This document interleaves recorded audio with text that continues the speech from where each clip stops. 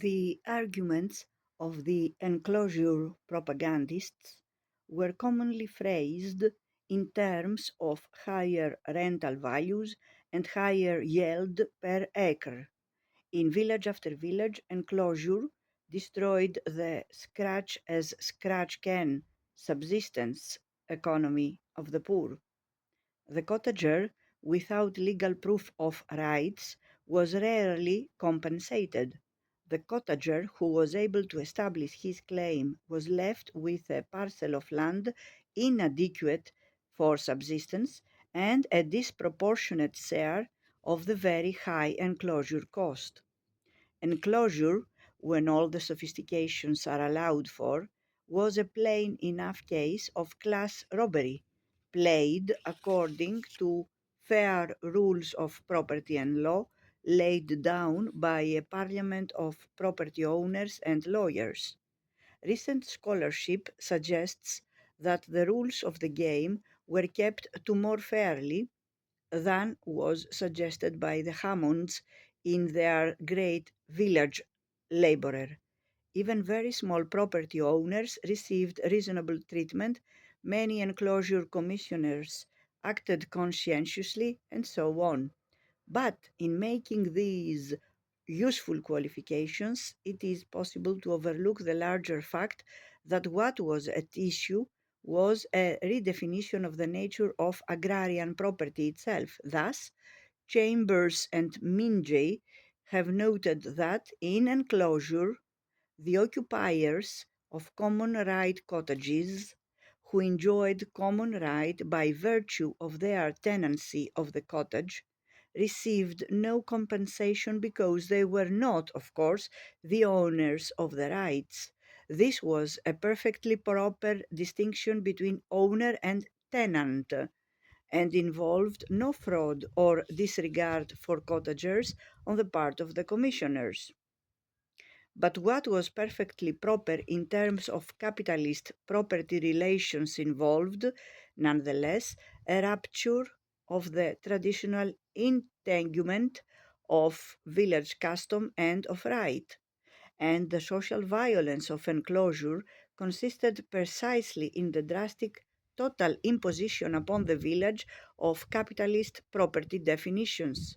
Of course, such definitions had been encroaching within the village for centuries before enclosure, but they had coexisted with those self governing and customary elements in the structure of the pre capitalist village community, which, while they were no doubt crumbling under the pressure of increasing population, persisted with remarkable vigor in many places.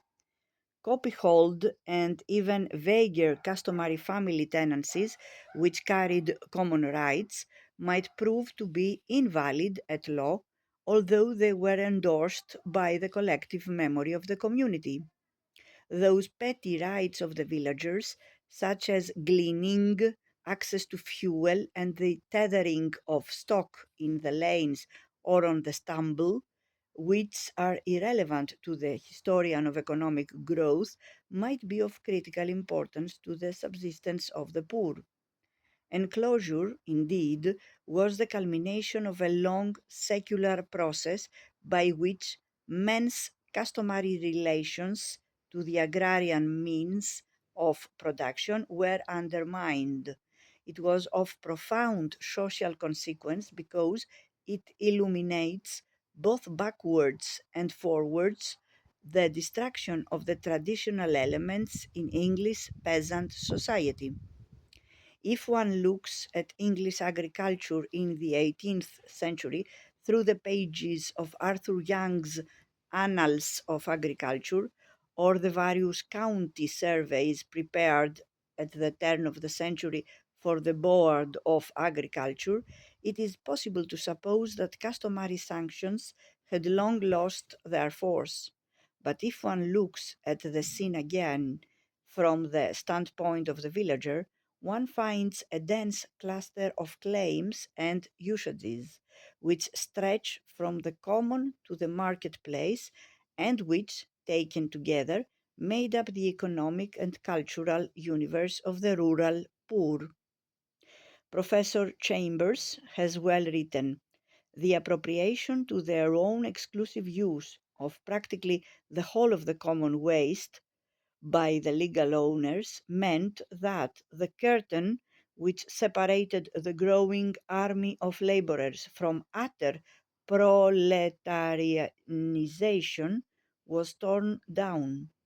It was no doubt a thin and squalid curtain, but it was real, and to deprive them of it without providing a substitute implied the exclusion of the laborers from the benefits which their intensified labor alone made possible. The loss of the commons entailed for the poor a radical sense of displacement. One encounters an exceptional note of vehemence in some of the protests against enclosure which crop up from time to time in the Home Office papers. As witness an anonymous letter of 1799 addressed to Oliver Cromwell, Esquire of Cheshunt Park, where write these lines to you, who are the combined of the parish of Cheshunt in the defense of our parish rights, which you unlawfully are about to disinherit us of.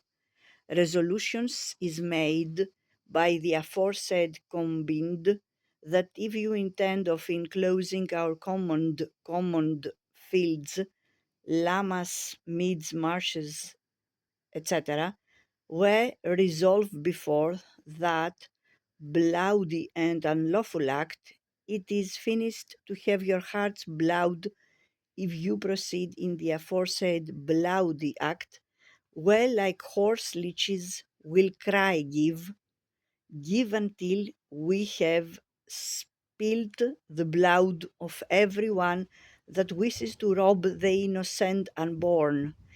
It shall not be in your power to say, if I am safe from the hands of my enemy, for we, like birds of prey, will privily lie in wait to spill the blood of the aforesaid characters, whose names and places of abode are as putrefied shores in our nostrils. We declare that thou shalt not say, I am safe, when thou goest to thy bed, for beware that thou liftest not thine eyes up in the most midst of flames. Καλά, πολύ ωραίο, Very good.